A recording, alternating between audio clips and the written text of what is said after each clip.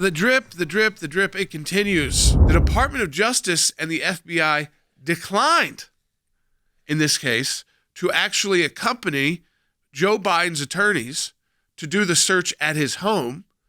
And all they did was say, if you find things, we'll send someone to pick it up. Yeah, let us know. And, this is where it becomes, the corruption starts to really shine through when you have what happened to President Trump. And you had what felt like a pretty strong case being made against current sitting President Joe Biden.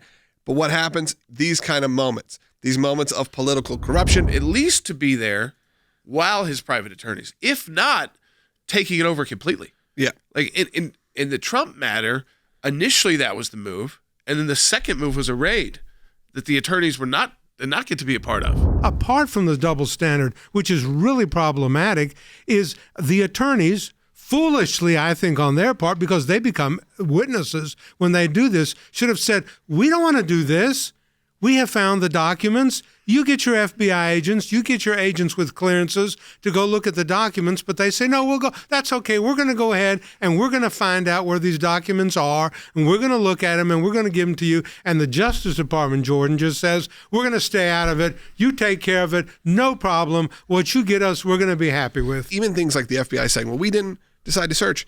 And you're going to have a lot of the liberal media, by the way, going, good enough for us. Yeah, because they're compliant. But that's what I mean. I would think, Andy, good enough for us. We're not going to come. Yesterday, when it broke that they've got to look at other places, the FBI or the special counsel should have stepped right in and said, "We are going to look at those other places. Tell us, give us the list of places. We're going." And you don't even get to go. These lawyers, they don't have classification clearance. Sensitive material clearance. They don't have clearance for these potentially devastating disclosures that are made in these documents. And the FBI should have said, this is our investigation. We're going to go. You stay out of it. No, for Biden, it's done one way. For Trump, it's done another way. Double standard all around. Yeah. It's unexplainable to me. It truly is. To how one arrived at a decision that says we're going to allow private counsel, very unlikely they had the right clearances, conduct on behalf of the President of the United States a search of his home for federal documents.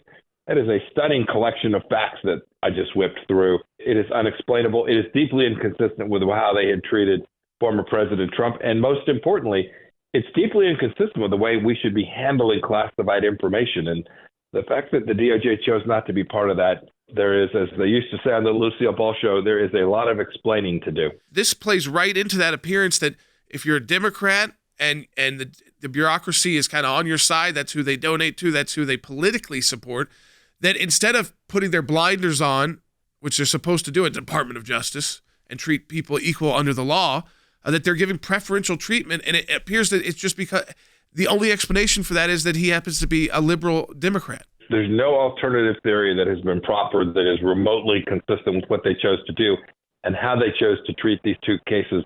I'm shocked still, too, that not only did senior leadership make this decision, and I assume that happened at the highest levels of the FBI and Justice Department, but I'm also shocked that someone along the way didn't say, hey, we can't do this. We can't let these private attorneys have access to this information. Goodness knows what they'll actually deliver, what they'll do. They're not working for the taxpayer. They're not working for the United States. They're working for Joe Biden in his personal capacity. The White House counsel's office, their press person, said that they didn't want to get the FBI and DOJ too much information because it could impact the FBI and DOJ's investigation. Yeah, I mean, that's where the American people start looking at it and think that it becomes hilarious in a game of politics when you start saying, we don't want to get involved in an investigation that is also our investigation.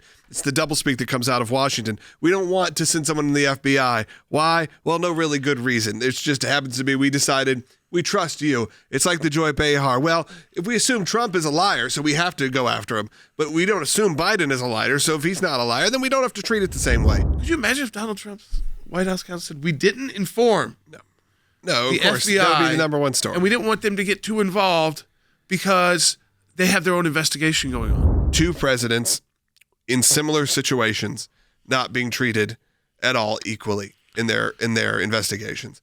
And it's sad because I honestly thought this could have been a weirdly uniting moment for the country because you go, okay, if you don't care for what happened with President Trump, at least you're going to have some similar standard. Right. But quickly that starts to fall. Quickly it starts to move off the news, and you got to stay on it.